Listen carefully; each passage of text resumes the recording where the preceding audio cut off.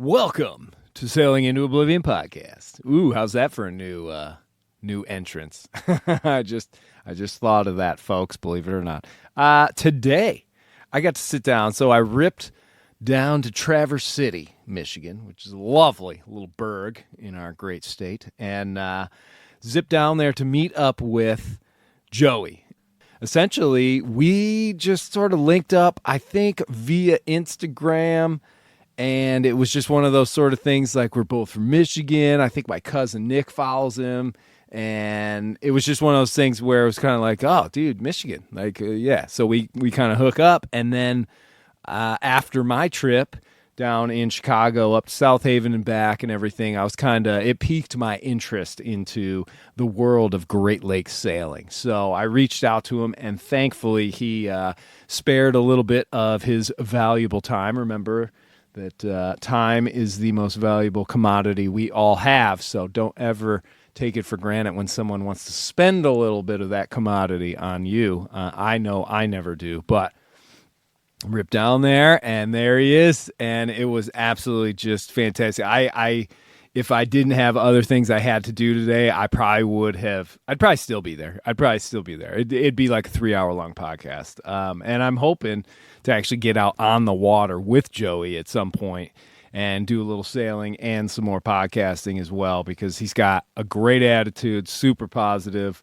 He's just I look at some of the when his photos pop up and stuff, you can just see people having a good time. And that's what sailing is all about. Obviously I'm out there by myself, kind of selfishly holding on to these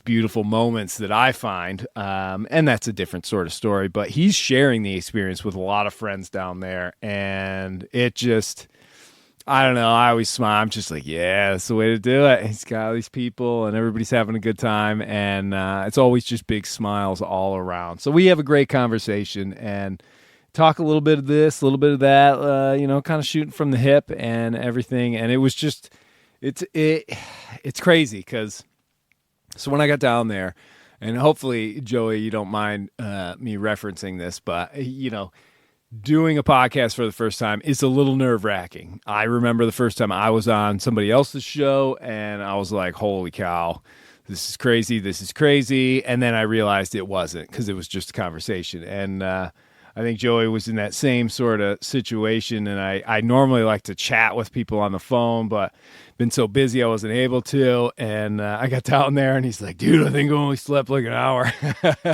And I felt bad. I was like, oh, man, this is going to be the most easy thing you've ever done in your life. We're just going to chat. But, he was pretty excited to have me come on the boat. And I got to tell you that warms my heart, something fierce to be able to, I don't know.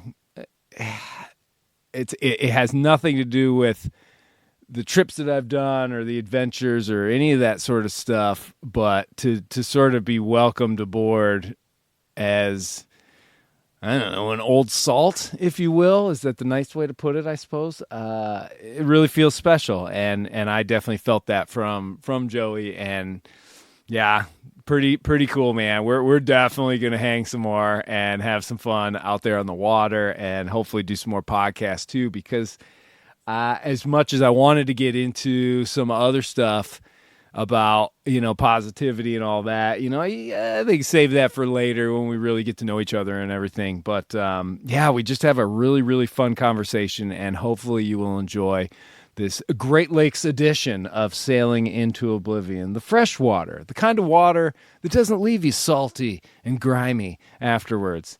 The time where you can jump in the lake with a bar of soap and come out cleaner than when you went in. It's a wonderful feeling. But before we start the show, like I always say, if you want to help support this podcast, keep it going strong and pushing forward, and maybe getting even better microphones. Oh, wouldn't that be something? Check the links in the description of the episode, because there's going to be everything from Patreon and the wonderful family and group that I am now starting to post these episodes early access for, and a few other little things here and there, but also Venmo, PayPal, all that sort of stuff to donate to. Essentially, I'm only a middleman because it all just ends up going right to the Mighty Sparrow to get us back out on the water for next year or possibly a little bit of time this winter. And then, yeah, all the merch stuff, shirts, the children's books, the regular books, all that sort of stuff. It's all there. And the coaching, sailingintoOblivion.com. That's been so much fun to be able to sit and chat with people and sort of sort things out, whether it's sailing, whether it's dealing with the anxieties that come with sailing, because there are plenty, and I suffer from them as well, to the fears, to the fear of failure, all that sort of stuff. I just try and share my experience and what works for me and how I'm able to jump over those loops. Also, obviously, passage planning, boat buying, anything that you think maybe I could lend a hand with, happy to shed a little bit of light. So that's all right there on the website and everything as well. So without further ado, here's my conversation with Joey in Traverse City, Michigan.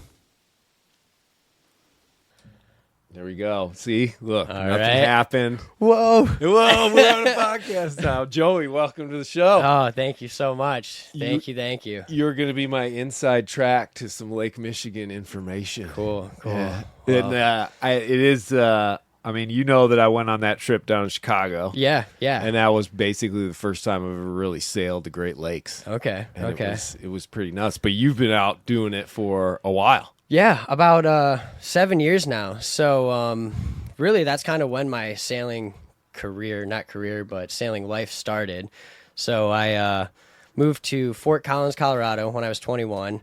And did you grow up here in Michigan? Yeah. Oh, So okay. yeah, born and Couple raised here. Michiganders. I know. Nice. And that's why it's just so cool to have you here. I'm like a fellow Michigander that sailed solo around the world. Like, are you kidding me?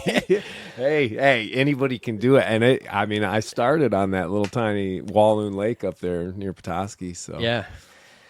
But so I started sailing when I moved back from Colorado. My parents they bought a 1979 Hunter 30. Oh, okay. So a little older sailboat, just a great bay boat. Back And when they were beasts, though. Yeah. The Hunter used to be like, I've known a couple people that have the older ones. the And they're like, Cherubinis. yeah, full on, like, okay, this is a ocean-ready boat. Yeah. I mean, their stuff now isn't bad by any means, but it's not anything I'd take It's more across the pond. production, kind of. Yeah, Which isn't yeah. bad. It's, every boat's a good boat. It They're depends on freaking what boat you want to comfortable. do it. Yeah, exactly. So we're not throwing shade on Hunters. No. In case they want to reach out for sponsorship. For sure.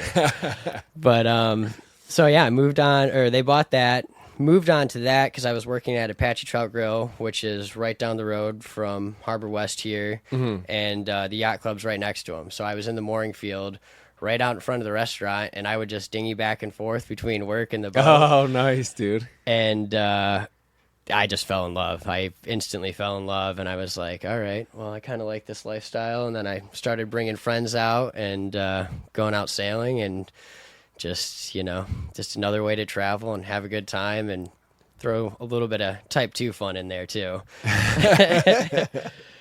Well, how is it out there as far as rolliness or like in the mooring field? So the mooring field isn't too bad. If we get like a stronger northeast wind, then it can, build down the whole bay, and it can get, we can get 4 to maybe 5 footers, and, they're pretty close together because it's the lakes, so we don't have that, longer frequency, but, Which is freaking annoying, man. It is. It gets rolly, but I haven't really sailed the ocean too much, so that's all I know. Dude, So- yeah. Well, it's so crazy because I think that was part of what I didn't sort of expect was that frequency change. Yeah. It's like the Great Lakes like reverberate. Yeah. And I got it thrown right at my face when I got down to Chicago. They've got that huge basically wall in front of the city that all the waves are hitting, and it was blowing really strong out of the north, and so they're reverberating off of that.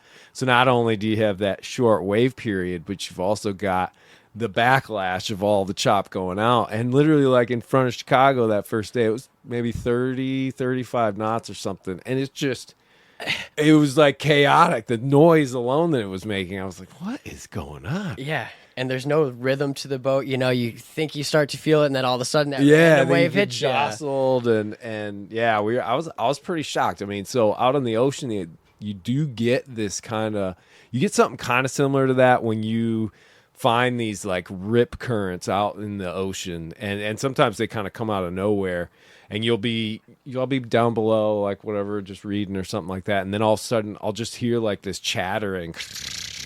And I come up and like it's like the whole surface of the sea is vibrating because the current is going against the prevailing wind, but it's only for, like a half a mile, and then you get out of it and it's gone, and you're sort of like, what the? You're like, what just happened? Yeah. I've had it like freak me out, at night and stuff. And Oh yeah. the other one is if you sail through where the Sargasso seaweed stuff is. Okay. So this is like floating, kind of yellowish rafts of seaweed, and it's all in the Atlantic. It starts growing somewhere off the coast of Africa, but essentially some of them the size of like a football field. Okay. And when you're just sailing along, all of a sudden you go through it and you hear it like not scraping the sides, but it's like a Brillo pad. Yeah. So sailing through a bunch of Brillo pads, and you'll hear it like, and you're whoa. And you're like, oh, please don't. But it'll be okay.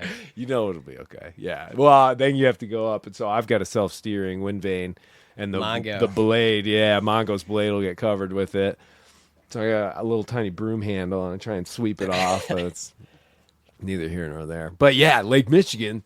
I don't know. What? Yeah. You got any? How far have you explored in this place? So I really haven't done too crazy much. I've gone up to the start of the North Channel, so just past Drummond Island, and I did that this past summer. So and is that Drummond Island? Is that in Lake Huron? Okay. Yeah.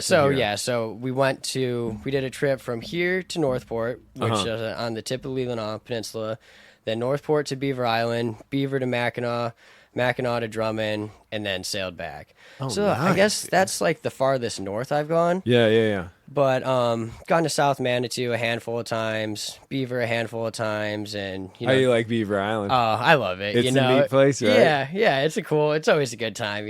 I've only been once when I think I was like a young teenager. We flew out there on some little plane. My buddy Colin, his dad had a little plane, and he had his boat out there, and we had to bring it back. We ended up just motoring back, but that's a funky little island. It is a little funky island.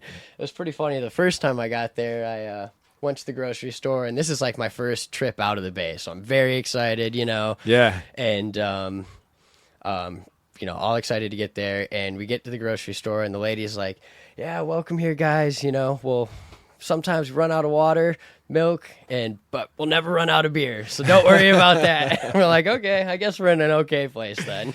Michigan, baby. Yeah. Yep. So, but as far as waves go, this past trip I went on, when actually we got in contact with each other, I ran into a little, not a storm, but we knew this system was going to come through, and the wind was going to be blowing about 24 knots from the west. So I was thinking I could get around Northport to dip around North Manitou and kind of get protected from the waves from the west there and head down to South Manitou. Yeah. But as we got around Northport, the waves just started building and building, and it was almost like there was a current there because of the west wind and coming around the peninsula. Yeah. I, had plenty of sail up. I didn't want to put any more because it's blowing 22 knots. Right. And the boat just wasn't going anywhere because I wasn't pointed too high, but high enough where it didn't want to really get going. I was went from going like 4 knots to maybe half a knot. So I started falling off, trying to pick up the speed. Started getting out, and then the waves just built up. And next thing I know, they were like 10 to 15 footers breaking. Really? And it was the biggest waves that I've seen in the Great Lakes. So I've gone out and that wind before from different directions and just didn't maybe have time to build up like that. And we're also on the east side of Lake Michigan, so it had, all that fetch, yeah. And then my first mate, he happened to get extremely seasick. He's never got seasick before. He's came on the boat many times, and he was curled up, throwing up, couldn't move. Oh, so we ended up sailing to Charlevoix because at the point where he got sick, we were pretty much halfway between Northport and Charlevoix, and I could head more downwind if I continued to go to Charlevoix. So chose to go do with the that, flow. and I just rode the waves. That's been my MO forever out there. Is like when it gets really bad, you just go with it, take the sting out of the wind, and ride the waves instead of pounding into them. Yeah. I mean, this boat is definitely, it's got to be far more sea kindly than a West Sail. Like I got that big rounded bow that basically recoils every time it sees a wave. Yeah. And I try and push her through it. Like I'll hobby horse. This thing looks like it will pierce right through them. It definitely pierces, but she is big and heavy, so she's still rolly, but it'll plow through some waves too. I bet. And well, she's a wet ride, but that's okay. It adds to the fun. Hey, it's a boat, right? Yeah, exactly. People call the West Sail the wet snail. Yeah, yeah. And I think when people say that, one is they just don't know how to sail a heavy displacement boat, so that's probably why. I mean, I've heard people be like, "Dude, I can't get we couldn't get that boat to go more than 4 knots." I was like, "Wow, what are you doing wrong?" Yeah, pal? I was gonna say. But it is definitely a wet boat. Like I get splashed. I want to extend the splash. I don't even know technically what they are. Yeah. Splash skirts or spray skirts. Yeah, even and the further lifelines. forward. Yeah. But so what boat are we on here? We are on a 1977 Allberg 37. Nice. So her name is Footloose 2. I bought her from the original family who bought it from the Whitby factory. Oh wow. In 77. So I got it here in Traverse City. So you're the second owner. Yeah, second owner. Awesome. Which, I'm very, very honored. They cared for it, had it, for 45 years, and they just so many memories on it, and I'm still in contact with the family. That's cool. And they're just super great people, and it meant so much for them to pass it on to the right person that now I have to live up to it, and I want to live up to it. Boat owners are like that when they get to the point where they want to sell it.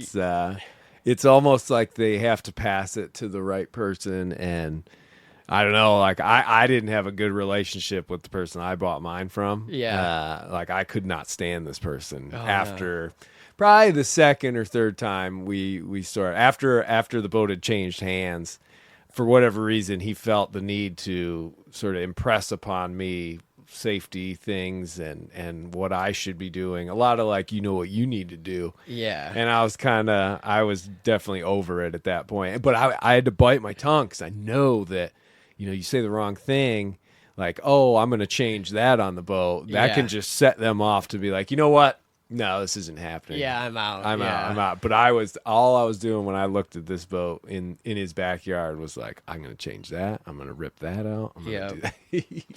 You're like, I know what I need to do to.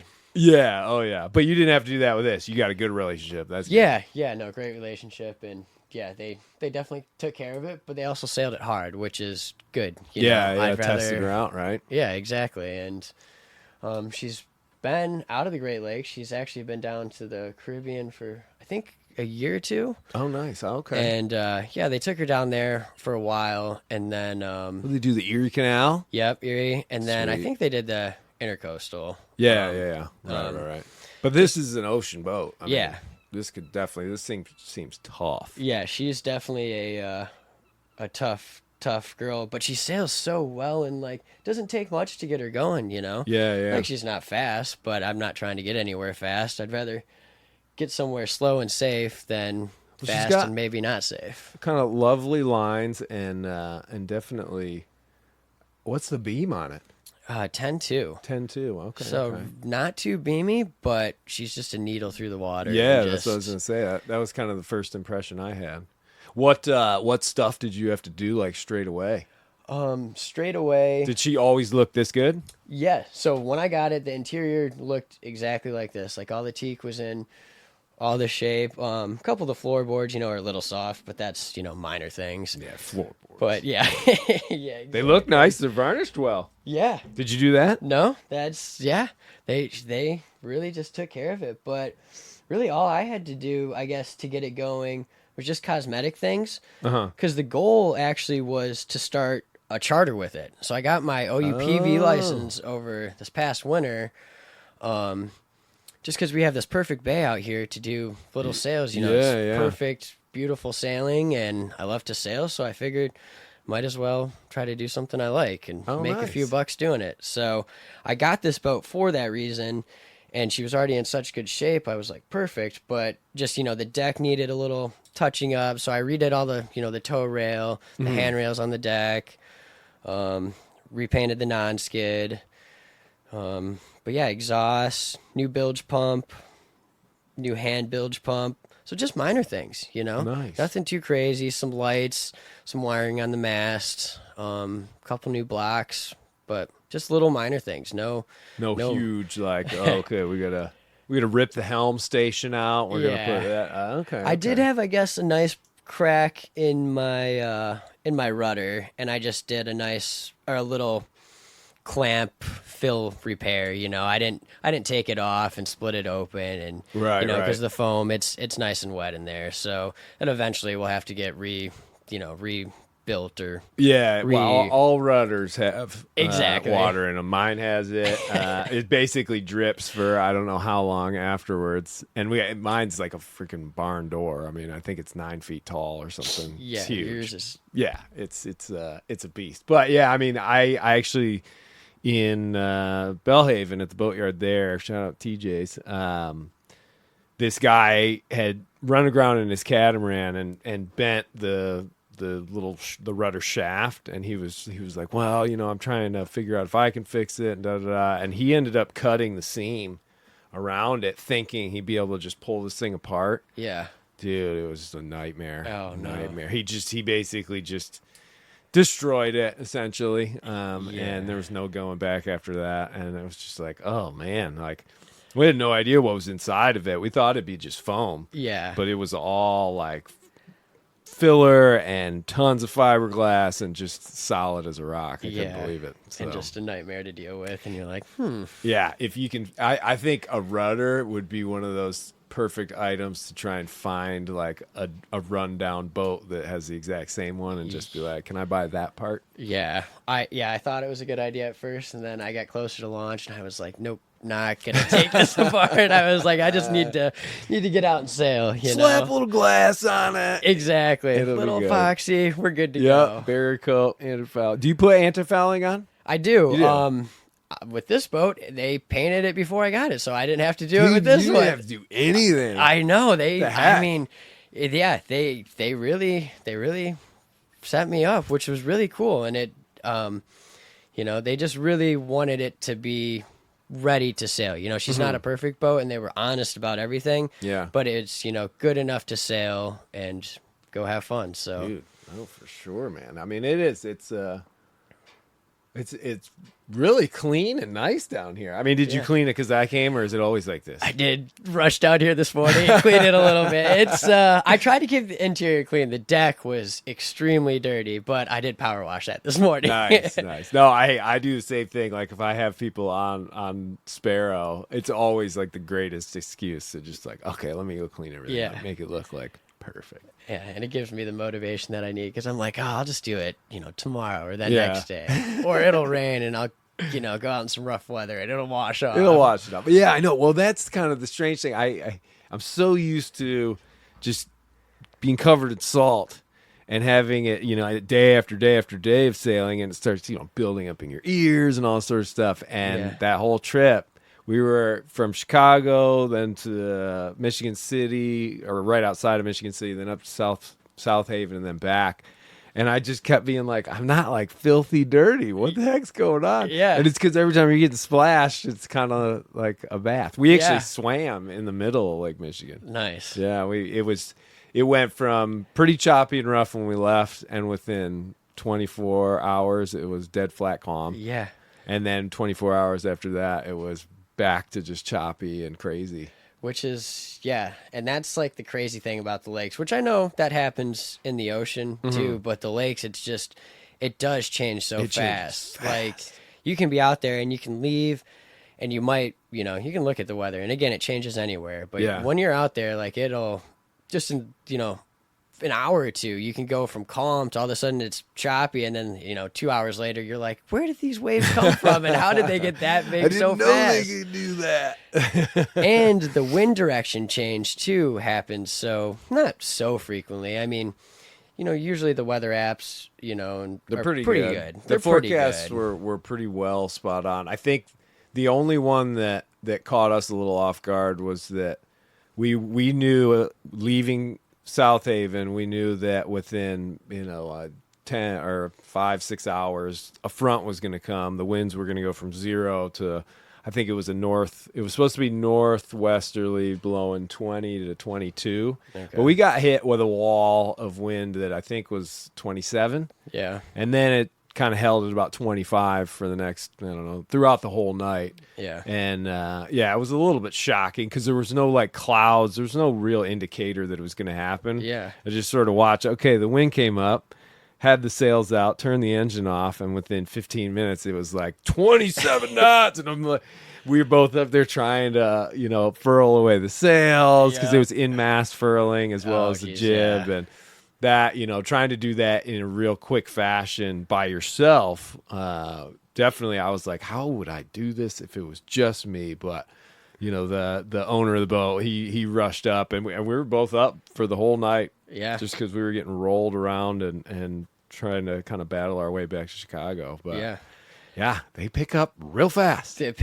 was like instantaneous. Yeah, no, and that's the thing. And like, well, a lot of the base sailing that I do around here, it's like perfect 10, 15 knots to wind a lot of times, and it's so protected in here that it's, it's really okay. But once you get out there into Lake Michigan, I noticed the wind obviously is a little stronger. There's more, there's More not as much fetch land, and- to disturb it.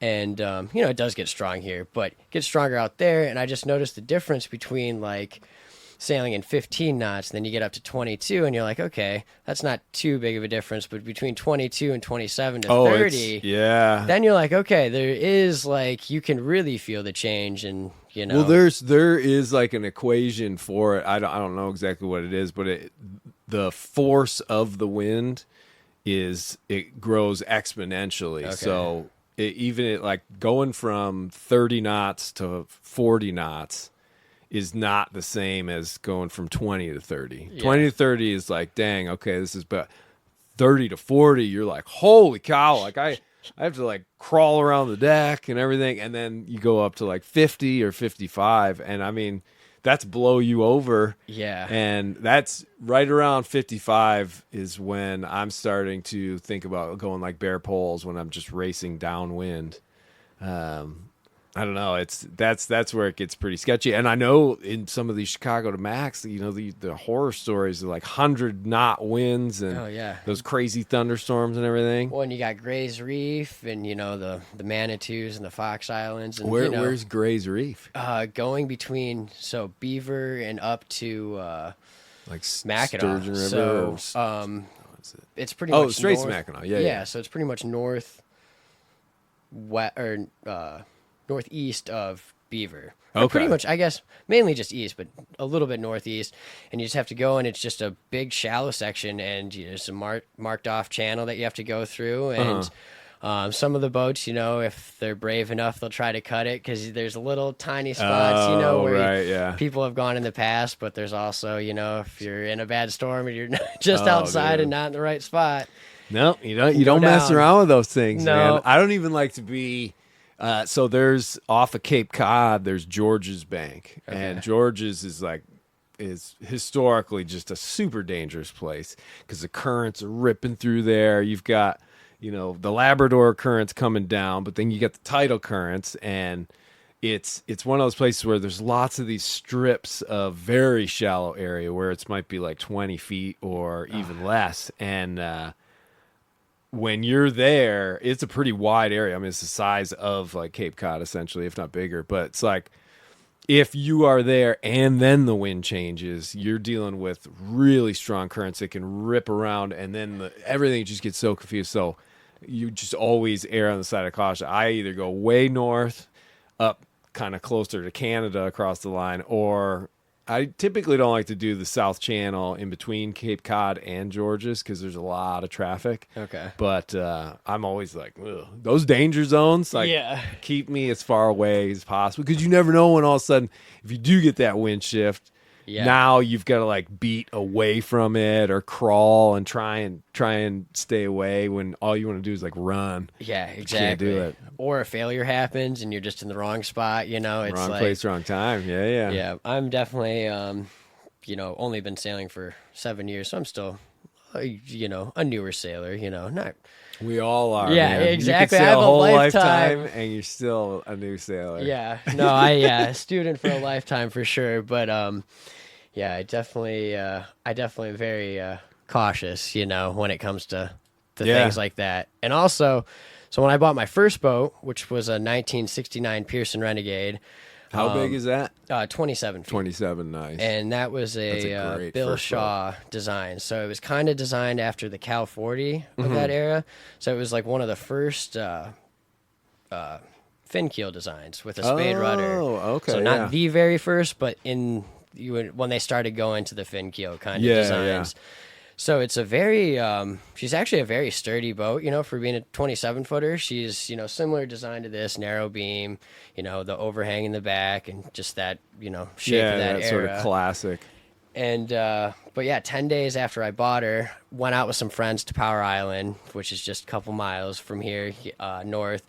And went out with two friends that have done multiple Chicago to Max, good sailors and sailed plenty of different conditions. We knew there was a storm coming later that night, but we went anyway. Yeah, we were like, we'll be anchored by then. We'll be protected by the island. I love riding out storms at anchor. Oh, yeah, exactly. So we get out there. We flew the spinnaker all most of the day, had tacos, playing some cards, had a great time. Storm rolls in. We're starting to swing, and this boat had no electronics on it, so I didn't have a depth gauge. Right. I knew the area, but we're swinging, and I had a lot of scope out. Yeah. And I was like, I just don't know if I feel comfortable with this. I didn't have navionics at the time because I'm just winging it. Yeah, man. I'm just winging it. And so we decide, we're like, all right, well, we'll sail back to the mooring, and it's out of the southwest, so we're going directly into the wind, which was a bad idea. Brutal. And it just started, so we're like. And this is September 28th, I believe. So it's dark. It's like 11 o'clock, 10:30, 11 at night. Yeah. And we thought we could maybe head down and maybe beat it. As soon as we got around the island, had too much sail up, so we're getting bounced around and knocked over. Maybe not knocked all the way over, but we were, we're rounding up. And we get Sam and Nick up to the mast, and we got the main reefed, and we got the head sail down, and then the boat was comfortable and we were good. But that was the first wake up call to not just perfect bay sailing. It was out in the bay, but it was blowing, I think 32 to 35, and that's a lot, man. It was a lot, and it was out of the south, so it wasn't too choppy, but there was still probably 4 to 5 footers, but they were super close together. It's boom, boom, night. boom. It's like rapid fire waves. Just boom, we were just bouncing. But once the boat got comfortable, we were all comfortable, and we just had to beat up wind, and took us, I think, 3.5 to 4 hours to get back. But we made it. But it was a good wake up call and a good first lesson to, reef early. yeah, right. If you think it's time to reef, it's already too late. Exactly. That's one of the best sayings I've ever heard. Yeah. Well, and I don't know. A lot of it for me was always sort of like the whole idea of, well, you can unreef it if that big scary looking cloud doesn't turn into anything. Yeah. There's that laziness aspect where you're like, I don't want to go reef. But if it's slab reefing, it's so easy. It's so quick. Like there's nothing to it. But yeah, it's always better to err on the side of caution because, man, trying to reef when you have definitely waited way too long. That's where things break or people get hurt or something like that happens. Yep. So, yeah, that's good. Sounds like you're right in there, exactly where I was trying to learn all this sort of stuff. Have you done any solo sailing? Yeah. So I've solo sailed. I guess quite a few times with my the Pearson Renegade I sailed all the time solo around Oh, here, okay, and okay. I would take it up to Northport by myself. It was all rigged, or everything was ran back to the cockpit, so it was super easy. Mm-hmm. It was a Hank-on head sail, so I'd have to go up there and bundle it, but it wasn't too bad to manage by myself. Right. And yeah, so this boat I haven't solo sailed her too much, just because I've always had buddies that are willing to come. Yeah. This Well, one's your not- Instagram looks really like it's like a party. yeah, It's no, cool, man. Well, we just have such a great group of friends around here that like to sail. So Yeah. it just kind of started with me and my buddy kind of got a boat, or we each got a boat, and then a couple other friends started getting them, and now we just have this huge friend group. And I don't know, as you know, like once you fall in love with sailing, how can you not want to do it's anything like else? a whole lifestyle. Like it changed the trajectory of my life from the moment I started doing it. I was like, oh my God, okay, well, this is it. This is what we're gonna do then. And yeah, and that it was the same for me. So like, I guess growing up, my grandpa, he was in the Coast Guard, and my dad, he was a sailor, so he was always around water. Mm-hmm.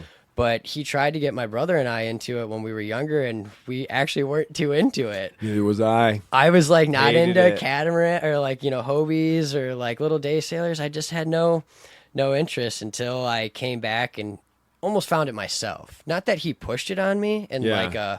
like any forceful way. He just showed it to me, and I just wasn't into it. But yeah, when I came back later in life to it, I Yeah. just was like, How this old is it. were you when it sort of dawned on you that, oh, I enjoy this? 21, so I'm 21. 28 now. Okay. So, I was 18. Or 21. So Gotcha. Yeah, I mean, we had, my parents had some little 30-foot sailboat up there, in Little Traverse Bay, and it was just a nightmare. Like, I think I got seasick all the time, so they'd throw us on the boat, and I'd be down below and just like crying, miserable. Yeah. It must have just made sailing that boat so bad for my parents. They must have been like, God, yeah. can't we just leave these kids somewhere else? I mean, there's a couple pictures of all of us in our life jackets. I have two brothers, and we're all sitting up forward of the mast smiling. So there must have been some good times. But, Yeah. dude, I never want to do anything with it. I loved being on the water, though, but mostly just to turn over rocks looking for crayfish. Yeah. Or fishing.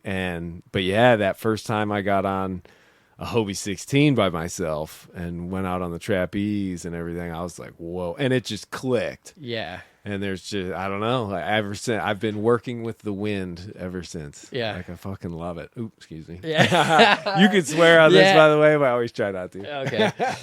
But yeah, once the wind hooks you, it's just hard to go away. And yeah, it's taken over my life. So like, yeah, now I got my captain's license over this past winter, so I'd like to do charters next year. The boat, So can I interrupt? What Yeah. license do you have then? my 6-pack, so it's called the Six-pack. OUPV, so operator of uninspected passenger vessel.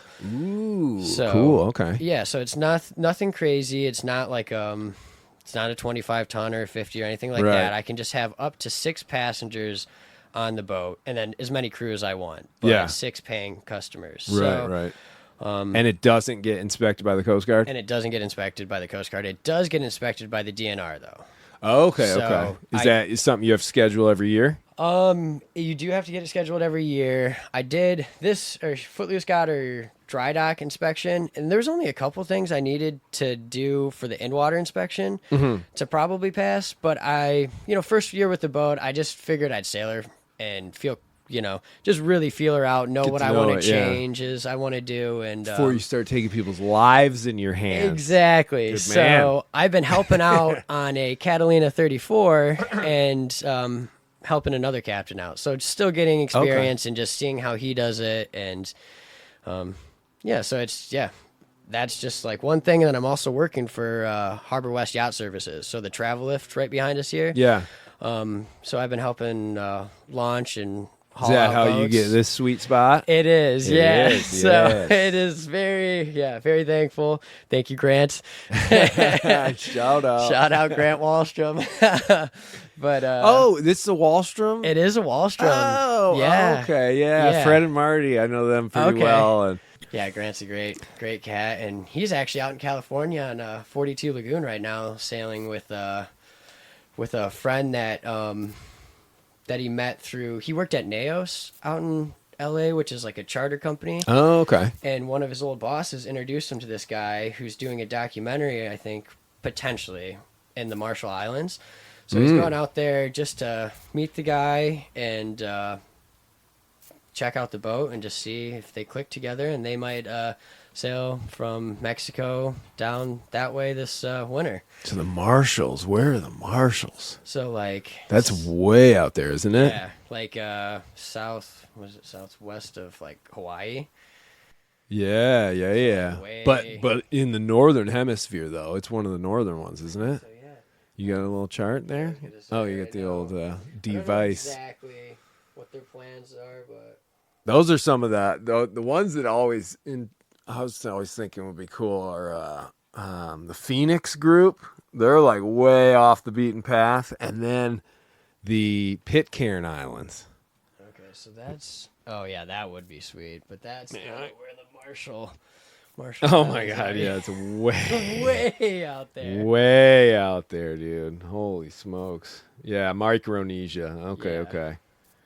That's actually kind of where I was trying to go in well, I guess that's a little bit further north, but in 2021 I wanted to go into the Pacific via Cape Horn, from the Atlantic, because there's two islands, Baker and Howland, right on the equator, kind of out in that region that my great-great-great-grandfather got marooned on, or left on, actually, with this other guy. No way. They were there for 9 months. Yeah, they had to guard it because that was back. He was in the phosphates trade, so they'd sail from England or wherever and go around the Horn, go up, and they mine all the bird poop and bring it back, because that was what fertilized Europe's fields forever. And essentially they'd filled up, but on their way back they found those islands and they were like, ooh, gold mine. Yeah.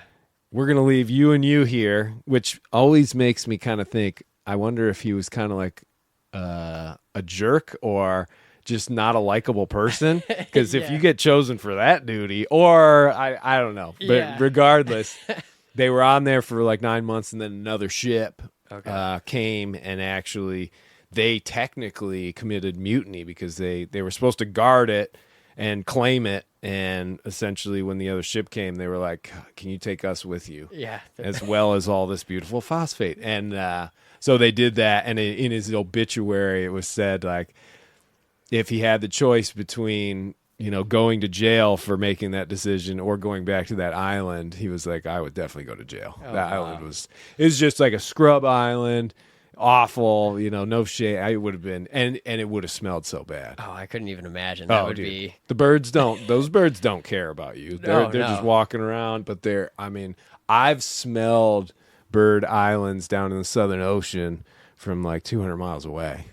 Yeah, you just get perfectly downwind of it, and you're like, whoa. So does that, when you're sailing out there in the ocean, does your sense of smell almost get stronger because you don't smell anything for so long, and then when you do smell something, you're probably like, what's going on? I smell, depending on where I'm going and where the wind's coming from. But I remember there was one trip where I think I was headed back to like South Carolina, and the winds were coming directly from like Florida, Georgia. Okay. And you could smell the landfills maybe like 4 days out. Holy crap. Yeah. But it does. It becomes really acute because you're not smelling really anything besides you and the boat. Yeah. And you're spending so much time out on deck that it's really everything's sterile out there essentially. But yeah, I've never smelled. The one thing I've always thought I would smell more of is when you pass by whale vomit. Okay. It floats. The stuff they use it for making, it's like a fix-it or something for perfume. Really? Yeah, there's perfume or there's whale vomit in perfume. You can look it up. Trust me. I've never even thought of whale vomit before. Yeah. So. Well, supposedly, like it'll float for a little while. It's like a big glob, but it just reeks. The only thing is, if you find one of those, like if you can grab it and get back to land, I think you can sell them for a lot of money. This could be all just something I somehow made up in my head, though. I am not going to lie. Tales. Yeah, you never know. You know how, every once in a while you'll be told something. I can still remember things like when I was told as a kid that I believed forever. Yeah. And then you find out like one day that no, it was completely wrong. Yeah. Completely wrong. And you're like, oh man. You're like, I wish I've been living a lie. Yeah. No. No. Well, do you ever have any dreams of getting out there on the old ocean? I do, and that is the ultimate goal, and that's another reason why I got this boat is because she is a ocean-going boat. So, and she's not too big where if I'm doing it solo, I feel like I could handle it if I set her up right. Yeah. And it's comfortable enough for maybe one or two other people. To do longer passages and still feel comfortable enough. Yeah, well, I mean, it's definitely because I'm assuming you'd make slides this whole out. thing into a big bunk. That's like another bunk, so you can. This slides out. Right. And then this used to actually be a bunk. So this was the one thing that they did add when they got the boat. So this used to be a little bunk where these cabinets are. Oh, okay. So that goes back in. I forget what because you've got the quarter berth, right? Yep. That I think those are called like a pilot berth or something. Yeah, I think so. The West Sail has one, and on most of them, it's pretty wide. It's like above the settee, right? Yeah. On mine, they pushed the actual backing of the settee, I don't know, 6 inches further aft. So the pilot berth is only about that wide. I can't even fit my shoulders in it and like lay down. So I end up just using that for storage or whatever. But that's got to be deep storage. Yeah. Then. Yeah. No.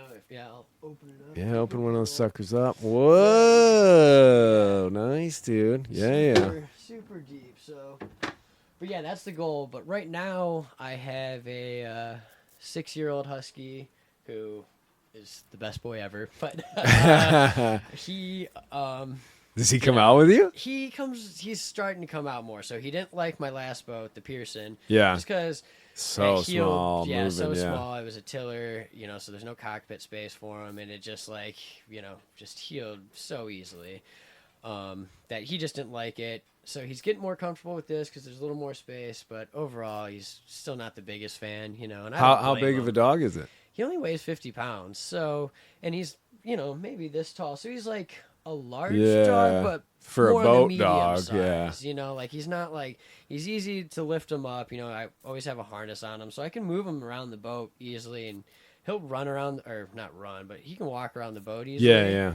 He just, you can tell he doesn't like it. Doesn't like it, yeah. And he's not, not an offshore dog. You definitely don't seem to be someone who would want to put an animal through that sort of thing. Yeah. No, call him bay sail, I'll take him out, But even if it's out of the north and it's a little choppy, I don't want to put him through it. Right. He'd eventually maybe get a little more used to it, but I just know it's not his thing. So. Nah, well, some dogs love it though. Yeah, they're like they see the boat and they're just running to get on it, and they're like, I mean, my friends Pax and Amy, shout out to you two. They've got Bubbles, which are Bubble, and it's a little Boston Terrier. Oh, nice. Just a little tornado of energy. But she loves it. Whenever my boat was there, she'd hop right on, jump through the lifelines from the dock, and then just do circles around, because I got those bulwarks on the West Sail, so it's like a running track for her. Yeah.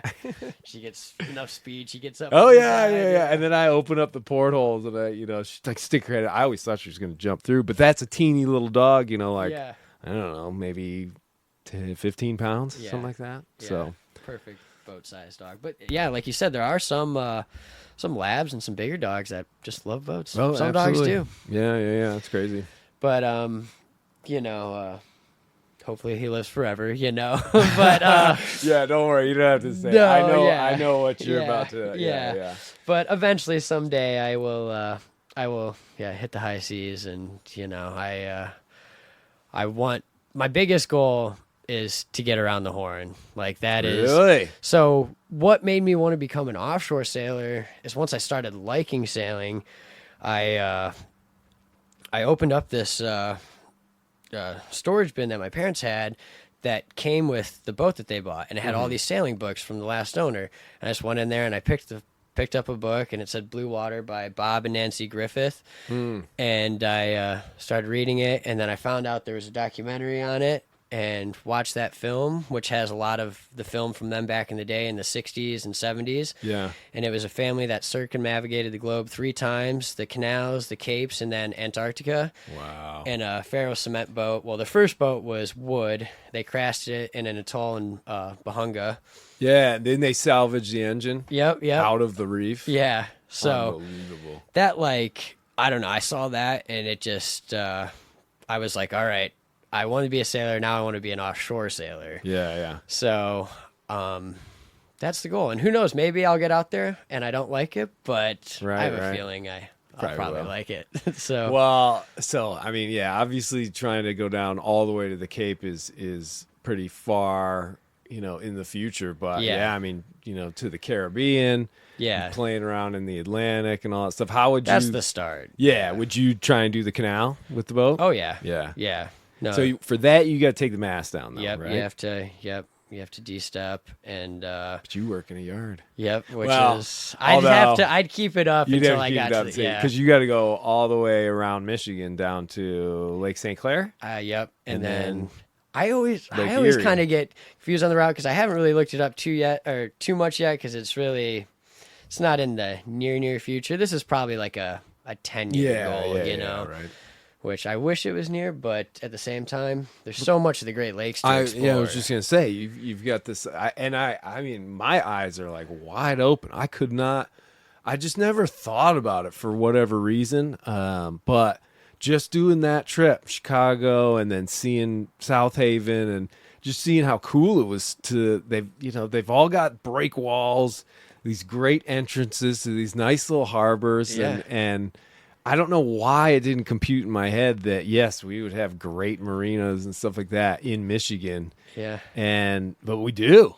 Yeah. It's awesome. It's unbelievable. And everybody that I've ran into going into these marinas and they see, these young sailors come up, everybody's so supportive and like, oh, where are you guys coming from? Yeah. And I think a lot of times that is just the sailing community, like, and I don't know, it's, there's not, I feel like there are cruisers in Lake Michigan, but you don't find them as much. So when you do run across them, it's like oh, this is so cool. Right. Like, have you been to this place, just like, any sailors, but it's cool to find that in the Great Lakes. And when you talk to these other Great Lakes sailors, you just know you got something, well, spoiling it, but something secret, or special, because like not too many people are doing it out here on Lake Erie.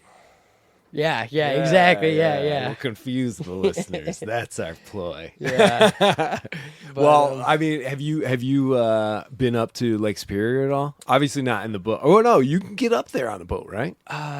Sioux Locks? Yeah. So you could go up that way. I haven't been up on any of my boats. I've gone up and checked out a buddy's boat just in the harbor, but I've actually never sailed in there. In Lake Superior. I've had friends that have, and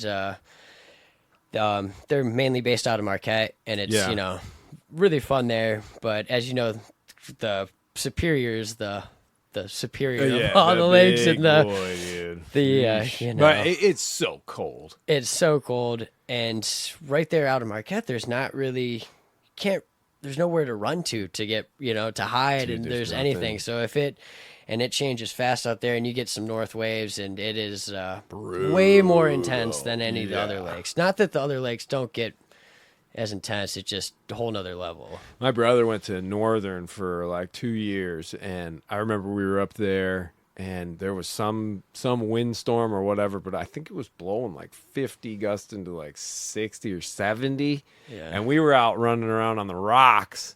And you'd like jump up and get blown back, 5 feet. And it, at that time, it didn't really occur to me sailing wise, like what that would be like. But yeah, Superior's gnarly. I'd love to go and see those Apostle Islands, though. Oh. That looks pretty cool on the sort of Duluth side. Yep. Because that just, I don't know, but it's so cold, that water. Have you ever swam in it? Oh, yeah. I've jumped in, and it's brutal. The end of September, and and that's like the warm time. Yeah, and I couldn't talk then. I was still like,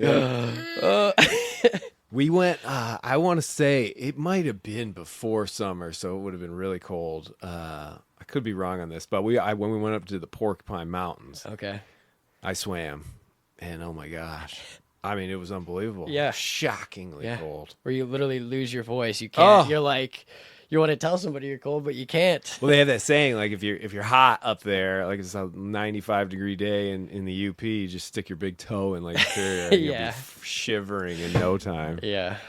You do any camping up there? Oh yeah, definitely. So I have friends that have gone to Northern and go to Michigan Tech. So Oh, okay. I try to make it up to Marquette and Copper Harbor at least once or twice a year and go Oh, camping right in the on. fall, and then I'll go up in the winter and go to Mount Bohemia. And Michigan's biggest vertical. Yep. What is it, like 1,000 feet? 1,100? Yeah, I think it's something like that. But it is one of the craziest places I've ever snowboarded. Like, Yeah. I've gone out west and I've done some, I've only heard stories. but it's yeah. Actually, it sucks. Nobody should go there. Yeah, don't go there. Don't go there. No, but if people don't go, then it'll Yeah, no, it's go out a of really business. cool place, and people should check it out. It's just beautiful beats, up there. Boyne and Nubs, Yeah. probably. Just all yurts, little cabins, and Oh, that's super cool. I've never been up there, but I definitely, that might be a mission for this winter. How far away is it from here? it's about, I'd say, a 9 Oh! to, depending on the weather,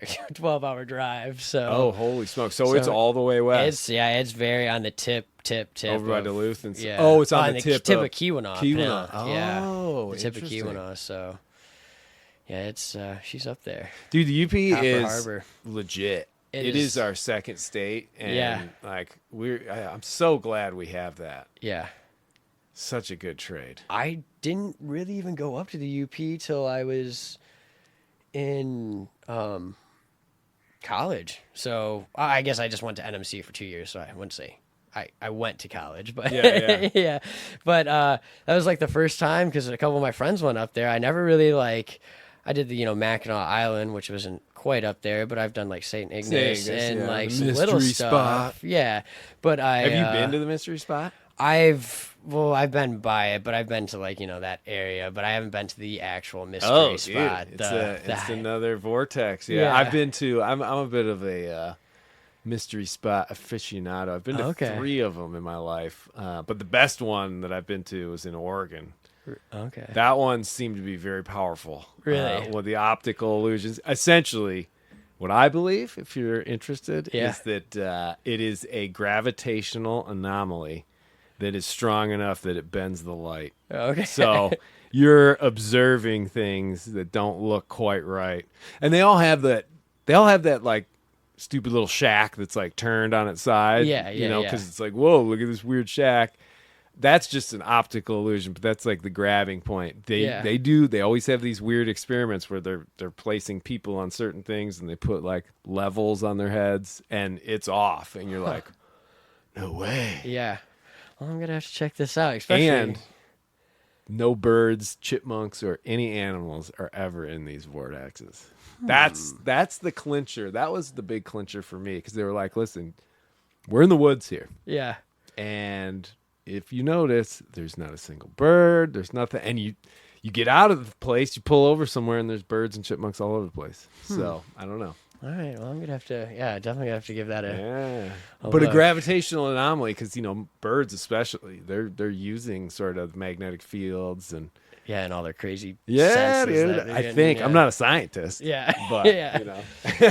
Yeah. Well, I mean, yeah. I guess I can see it. Yeah, dude. Well, you'll have to check out. I don't think they're too expensive either, but they're Yeah. definitely worth a trip up there. It's probably just sitting on top of like a huge copper ball or something like that. Because the UP's got a lot of copper. So. Yeah.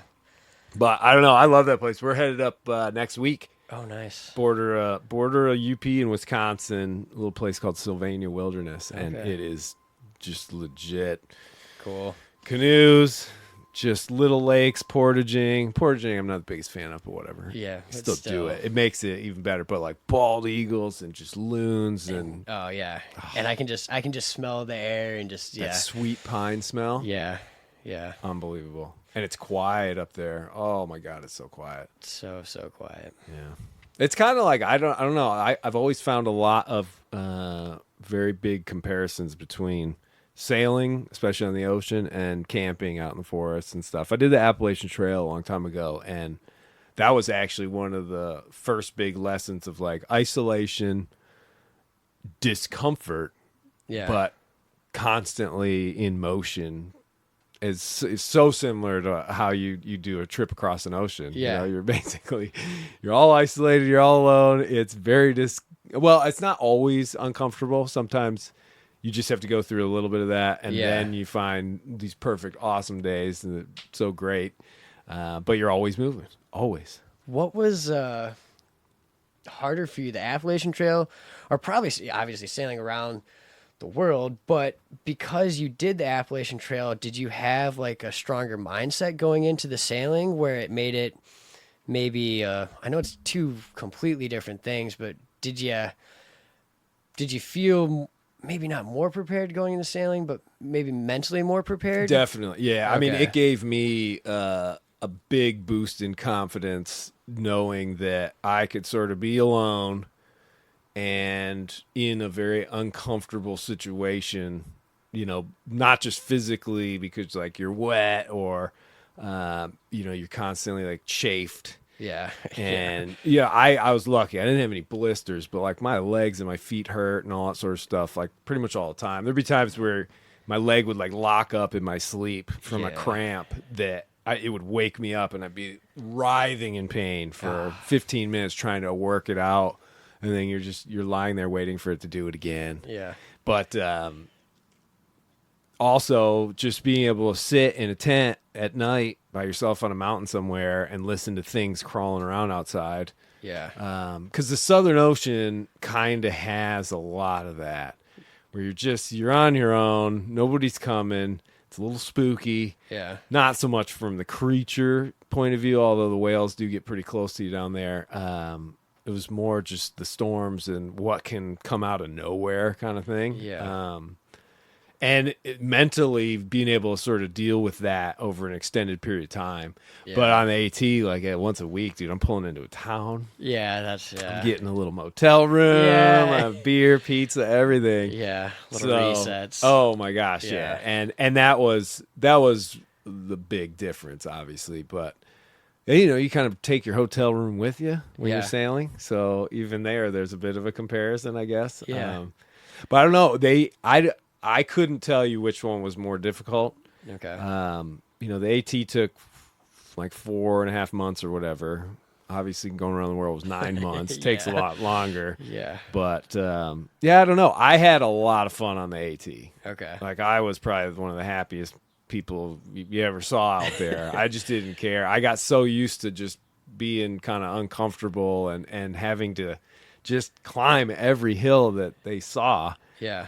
They have there's a useless ups and downs. I can't remember what they used to call them, but basically it's like sawtooth. Okay. Like whoever designed the path was like, let's go up this one and then come down it and then go up this one and then come down and then we'll go straight. Yeah. Just to mess with you a little bit. Yeah. Do you have you ever done any sections? No.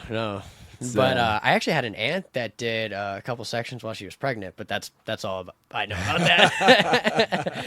That's all the extent I know, but I know it's obviously extremely challenging. Oh, yeah, it's pretty tough for sure. And I mean it's one of those things too where you get a little bit of camaraderie, at least in the beginning. Yeah. And there's the excitement of it and so that's pretty fun. And as long as when that sort of starts to drop off in usually by the beginning of like Virginia, they have a term, Virginia blues. People start to get depressed, and then I think by the time you get to the halfway point, more than 50% of the people have already quit. Okay. So, that's the other thing though is trying to keep going through that challenge, knowing that you just need at the next road crossing to just walk the other direction and you can quit. Yeah. You can't do that on the ocean. No. That one, there's no pause button. There's no nothing. Like you have to take on every single challenge, like full force, like right into it. And you can't put anybody else. Like I've heard of, there's that storm tactic called lying a hull where you lash the tiller, you take all your sails down, you just go down below and you hope the boat can just take the beating. Yeah. And I've also heard a lot of stories where people do that, and within like 5 or 10 minutes, they get rolled, dismasted, and then they're in real trouble. Yeah. So I don't know. That one has never seemed like it's something that's even an option. Yeah. But yeah, again, it's still not a pause button because you're still in that environment. Yeah, you're still getting thrashed around. Totally. And I mean, just being out when it gets nasty on Lake Michigan, like you're physically getting pushed around by the environment. You're out in the woods. If you got to hunker down for a thunderstorm, in a little crevice in a rock or a cave or whatever, at least you're not moving. Yeah. Out there, you're moving. No, and when you are out there and it's like that, you have to have enough sail up to make the boat somewhat comfortable, because if you don't, and like you wrote about, and like then your sails are flapping around, and that's when things break and things like that. So you have to keep moving. Yeah. Which 100%. Yeah. Sometimes not the thing you want to have to go do, like shorten sail or add more sail and all that. I mean, that was kind of the interesting part when that wind hit us, headed from South Haven to Chicago. We hunkered it way down, teeny little sails, just to see, because we didn't know if it was going to get worse or whatever. And as soon as those waves built up, the motion was just awful because that wave periods are so short. Yeah. We're just and I was like, all right, we're going to creep out a little bit more sail. And we just kept creeping it out as much as we could. Because, I mean, it's not only pushing us or pulling us, it's also stabilizing everything. Yeah. So I would assume this. What does this boat draw? 5.5. So I like to say 6 for. Good man. Yeah. Hey, it's always good to overestimate that one. Just and overestimate your air draft, or no, it's air draft or sky draft. I can't remember, but like for your mast. Yeah. Going under bridges and stuff. I mean, well, the only big bridge here would be the Mighty Mac. Yeah. Well, I guess the bridge going into Charlevoix, but that one. Right. But that's a drawbridge, right? Yep. So it opens and closes, so you don't really have to worry. But speaking of that bridge, so when I got caught, the Charlevoix one. Yeah. So we get there, and of course my the radio. I just installed a new radio, but I didn't put my MMSI number in. Yeah. So, and I didn't know if this boat actually had one, because my last boat, it was already in there, and I didn't think about it. And I just hooked it up the day before, turned it on, and just didn't think about it, so I couldn't transmit anything. So we get to the bridge, and they open the bridge on the hour and every half hour. And it's very rough. There's nobody coming out. But we get there, and actually the Beaver Island Ferry came out, so they're getting splashed over the bow. But that was the only boat. Yeah. So we're like, shoot, we missed that one, but we'll wait a half an hour and just circle outside of there, which was very, that's a lee shore. And then we got the waves, just huge waves, and I trust the motor, but you never know. You never know. And if it's going to fail, it's going to fail at the worst exactly, possible time. Right then. Yeah. So we had our backup plan. I was like, all right, guys, if this fails, we get that little bit of head sail up as fast as possible. Nice. And just work our way out of here. But we're motoring around for half an hour. We're getting close. We're trying to just see the bridge. We're calling the bridge lady the phone number, but they don't normally pick up. Yeah. And just classic situation, being unprepared, and didn't have a radio. My backup one was also dead. So we're just out there. They didn't open the bridge, so we're motoring around again, and we're like, shoot, now we got to wait another half an hour. Wow, we still had our super seasick passenger. Yeah. My other two friends, they were doing fine, but they were ready to get into Round Lake. But we finally called the restaurant next to him, had a lady run over. She talked to the bridge lady. The bridge lady called us back. We went in there. She's like, oh, yeah, you guys just needed to come in the channel, and there's a sensor. Yeah. Which I didn't know, but I was like, oh, man, it's so rough because it was out of the west going right down. Well, you don't want to get trapped in there. Exactly. Either, right? I was like turning around right now. It might be a little tricky in there. That's narrow. Would you be? Yeah. You can do it. It's wide enough to do that, but on a windy, choppy day. And there's actually a story, the last owners that told me of the same situation, crazy strong west wind. They go into Charlevoix, and they didn't open the bridge, and they had to turn it around last second. So I was just like, either Footloose has a curse with Charlevoix, or I just better make sure that thing's open. Yeah, you gotta come up to Petoskey, man. I know. I was gonna say we need to get out for a sail. I know, right? That'd be super fun. It'd be fun to do the. I mean, obviously, I'd love to go up to Mackinac and stuff, but Yeah. if you're ever finding yourself up in that area, Yeah. and we get a nice like downwinder to come, do you got spinnaker for the boat? Oh or anything? yeah. Oh yeah. You use it? Not well. On this one, I have wanted to use it. I haven't used it yet, just because the trips I've gone on, I just haven't really brought it and just had. Yeah, You got just all the haven't, lines, you but- got everything you need for it? Yeah, I've got everything. I actually have 2 spinnakers, and on Gemini, we'd fly it all the time. The Pearson, but this Yeah. one I actually haven't flown it yet. I just That's a beast. but I want to. Yeah. So that would be a hoot if we could do that. Oh, for sure, man, for sure. Well, I'm gonna be. Well, we go camping next week, but then I don't know. My plan is to basically be up here for on and off. I think this whole winter, actually. Really? So jet down to like Florida or whatever, do presentations. Mm-hmm. I've got a few sailing trips, hopefully, that I'll be able to get to hop on. Cool. There's one. It's crazy, dude. This guy, he reached out and he's got a Mason 44. Oh, sweet. And, to do the stuff that I do, it's not just like a delivery. I like to like teach people and share the experience going offshore and get them comfortable. Yeah. So they're the captain. I'm just, the hired guy who's, been around the world or whatever. Yeah. But like, so it's not exactly cheap. Yeah. It's not just a standard delivery thing, but I'm talking to this guy and we're just getting along so well. And he wants to get this boat down to the Caribbean. Okay. And, he's like, so what is that? What is this stuff? What do you usually charge? And I tell him and he's just like, oh, there's no way. He's like, what did he keep saying? He's like, I'm an unemployed sailor. Yeah. And I was like, well, hey, whoa. Yeah. Because if it's a trip that I like and a boat that I like, and that boat, a Mason 44, looks beautiful. Yeah. I'm always like, well, let's figure out some way to do it, because as long as Sparrow's not in the water, I still want to get out there. Yeah, and for sure. if I can use somebody else's boat to do it. Yeah, especially somebody else's beautiful boat. Yeah. Yeah. Not that I'm using said owner. Yeah, because I'm no. sure he's gonna listen to this. But Yeah. we'll figure out a way, man. I want to just go out on the ocean. But yeah, it was kind of funny because we were just a 20-minute conversation, getting along, kind of like you and I are, and, Yeah. and so like, yeah, I want to go sailing. Let's do it. Oh, man, So- that would be. Yeah, I'd love That'd be to go super sailing fun. with you and Yeah, just just learn some things. Like you said, sailing's a life.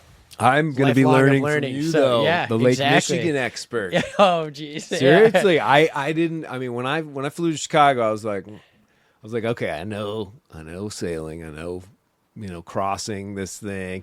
We're gonna be able to see the other side pretty Yeah. soon.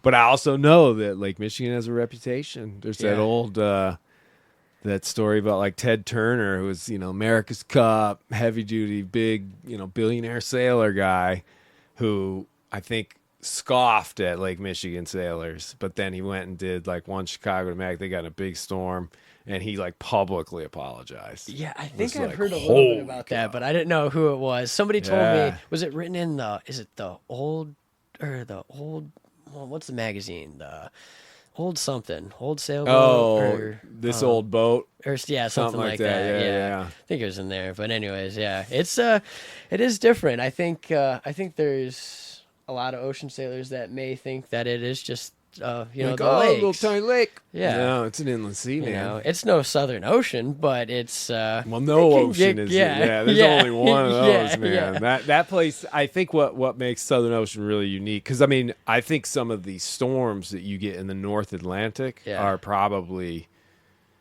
equal, if not more severe, because Yeah. it just, and you've got that Gulf Stream and stuff, but Southern Ocean's got that same thing where the Agulhas Current comes down south of South Africa. yeah. The southwest gale comes in and smashes into that, and that's where you can get, they call them square waves, but Yeah. essentially just giant breakers. Uh, So I don't know. I mean, but the fact that there's unlimited fetch, that's the only, I mean, it kind of gets pinched because Cape Horn is so far south. So Yeah. most of the swell that's coming through the Pacific ends up breaking apart on South America. yeah. But still, I mean, for the rest of it, you've got a huge amount of area of ocean in between the continents and Antarctica. And like, it can just build from Cape Horn all the way back to Cape Horn. I mean, Yeah. they get 100-foot waves down there. Like, which is just weird. So when you first transitioned to like blue water sailing and you got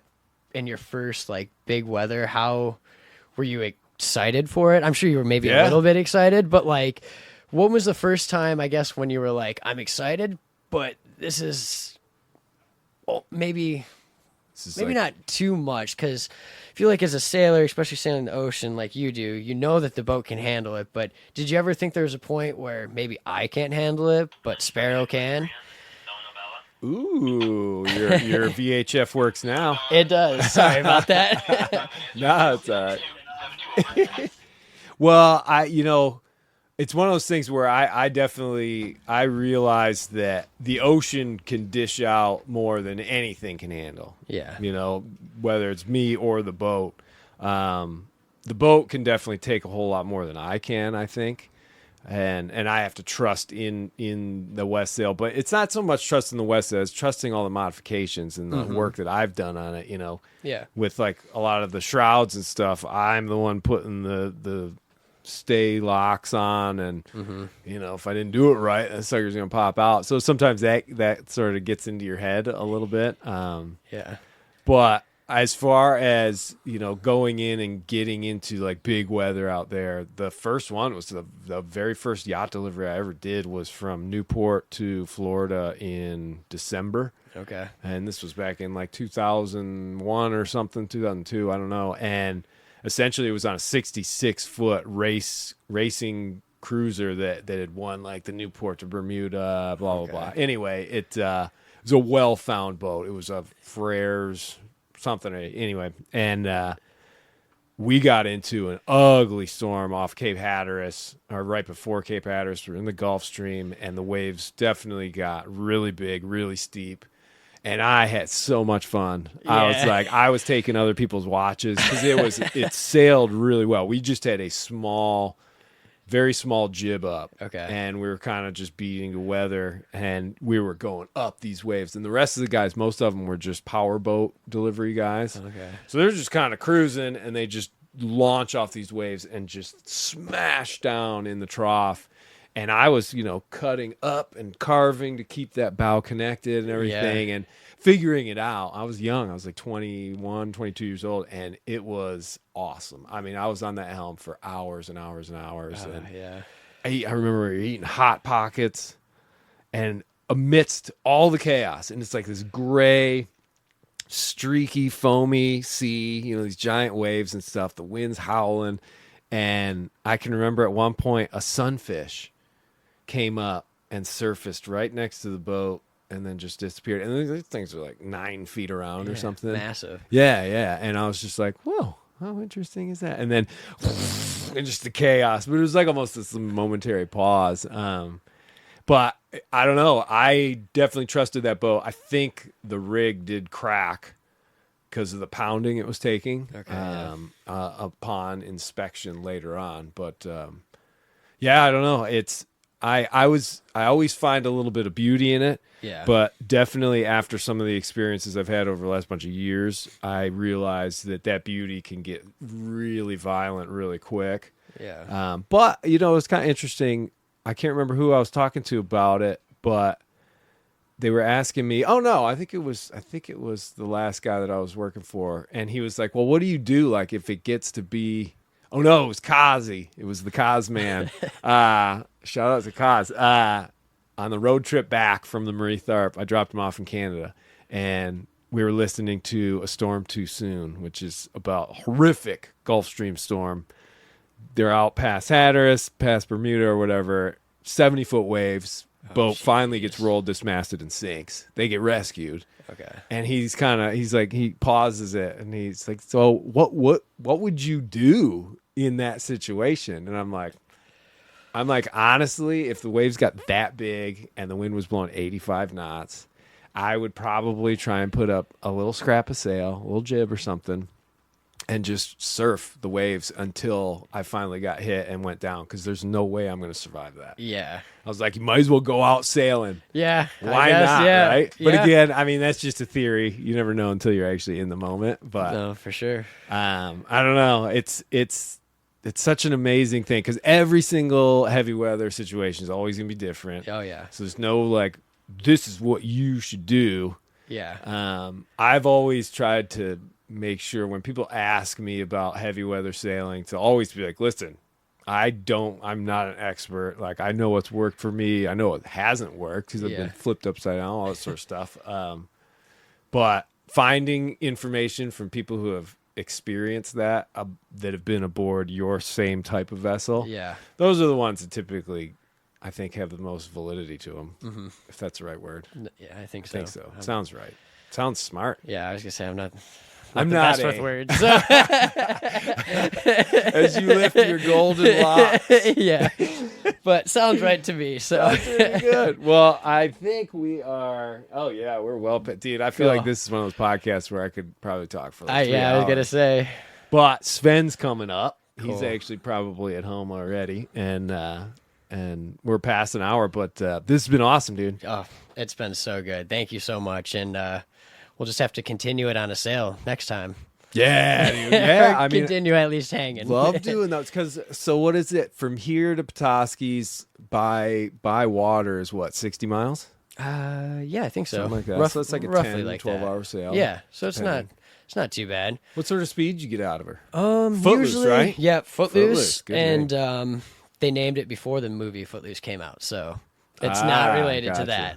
But That's a great Kevin Bacon vehicle, though. yeah, not that it's bad, but it's just a nice little add-on. Yeah, right. But I mean, I cruise about, I'd say 4.8 to 5.5. You know, somewhere in there.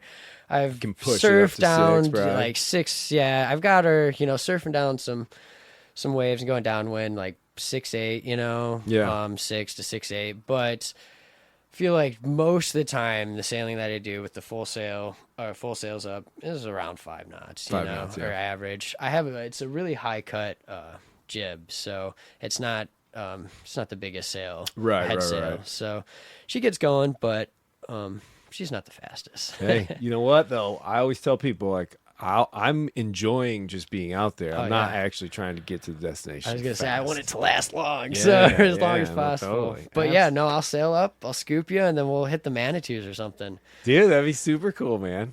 God, man, well, I do look forward to I don't know, just getting some more information about and some more experience on this beautiful lake that I've Yeah. lived next to pretty much my entire life. Yeah. And now at the ripe age of 45 have delved across that. That was the first crossing of this lovely inland sea. And yeah, I'm definitely stoked to have connected up with you, and yeah, man. Cool. Should be a lot Looking of forward fun. to it. Joey, thank you for coming on the show. Oh, is there anything Thank you, you want thank me to you. plug anything for you?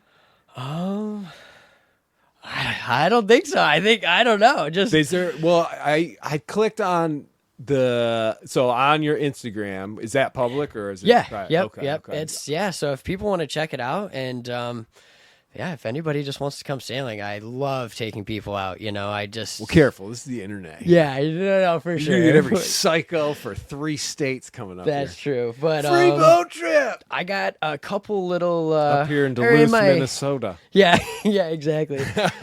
I guess in my profile, there's a little link to a little sailing video my buddies made. So you get a little taste between my pictures and that video of Oh, okay. kind of the Yeah, type of that's got sailing good we music do. and stuff. Yeah. Yeah. So I'll put a link to that video in the description of the cool. podcast and stuff. Sweet. Sweet, man. Well, we're definitely gonna have to do this again, man, Yeah. for sure. Yeah, for there's sure. so much more. And you'll be up here all winter?